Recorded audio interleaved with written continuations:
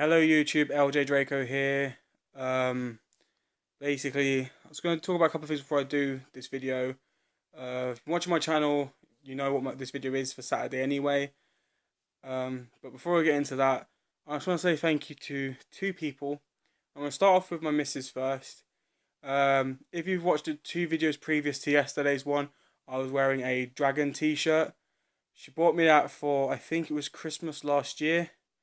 I don't really wear it as often as I should, but I thought I'd wear it for that video, and I forgot to mention that she bought me a t-shirt, so I want to thank her anyway, because I do love dragons and I love that t-shirt.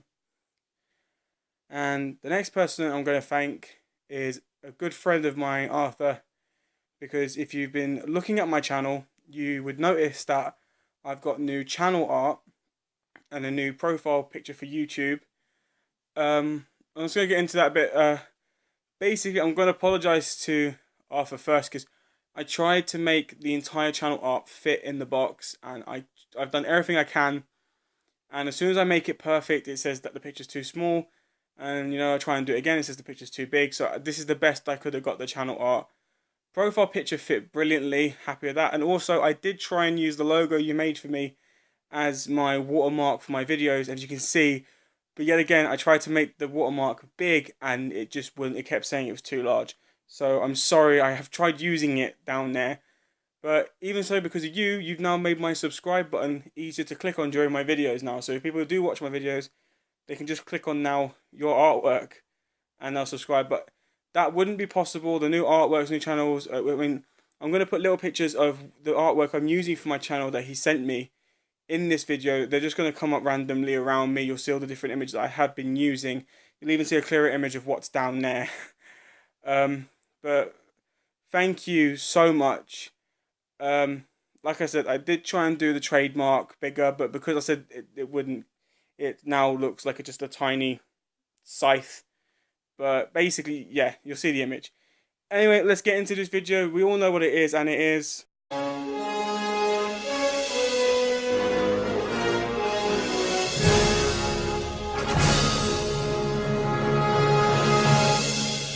Exactly. And if you notice, there's new poster art for that intro now. Thanks to Arthur again. Brilliant. My entire family love it. I've showed all of them the artwork and they love it. But yes, this is Back to My Future, episode 3, 1995.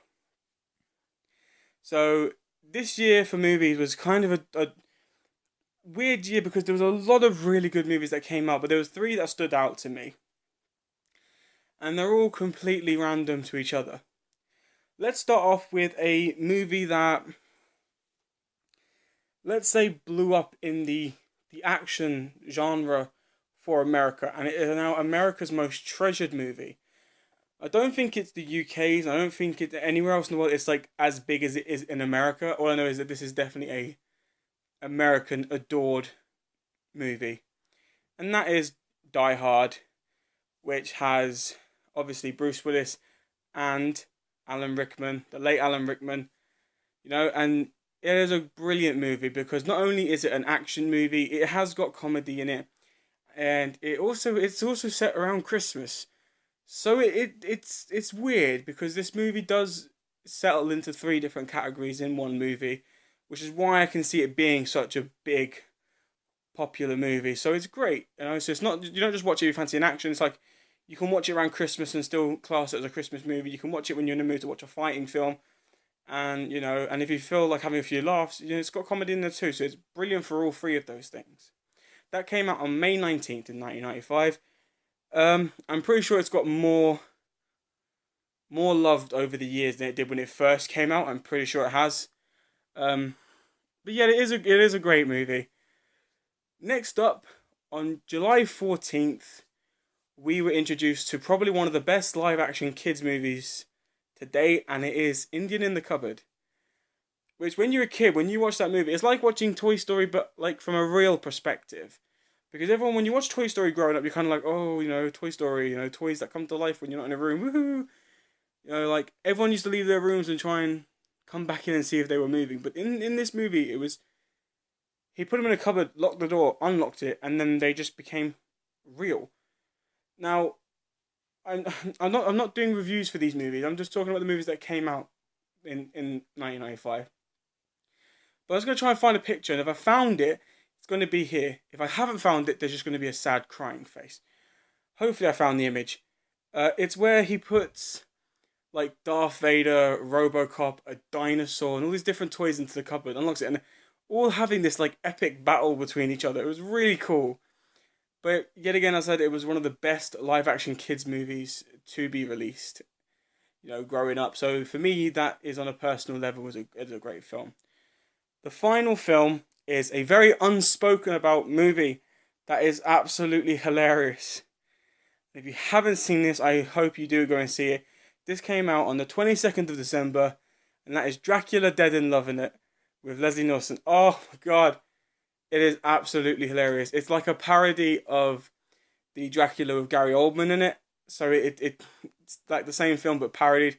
It's also got the short ginger guy from Mr. Bean, the first movie. It's also got Mel Brooks because he wrote the film. So quite a few good casts in that. But it's such a funny, hilarious parody. And it's probably one of my favourite parodies of all time. And even to this day, on top 10 best pulled ever faces in movies, Leslie Nielsen gets it because of the picture I'm going to get here. Because of the scene that he's in. So if you haven't seen it, go and watch it. And it'll make sense when you see this scene. Anyway, guys, Back to My Future episodes aren't long. They're very short. Just because I'm just talking about a couple of movies that came out in the year of the 90s. So I'm just giving you that. Anyway, that is the end of this episode and of this video. So I just wanted to say thank you again to Arthur because like I said, without your artwork, mate, my channel wouldn't look as nice. Because my channel looked kind of all higgledy around before you sent me these nice artworks and stuff. And you took a lot of your time to make these, and I'm very appreciative. Right, so I'm really grateful, and I'm hoping I can see your YouTube channel soon. I'm looking forward to seeing your videos too, alright? So keep that in mind. Anyway, guys, as I said, that is the end of this video.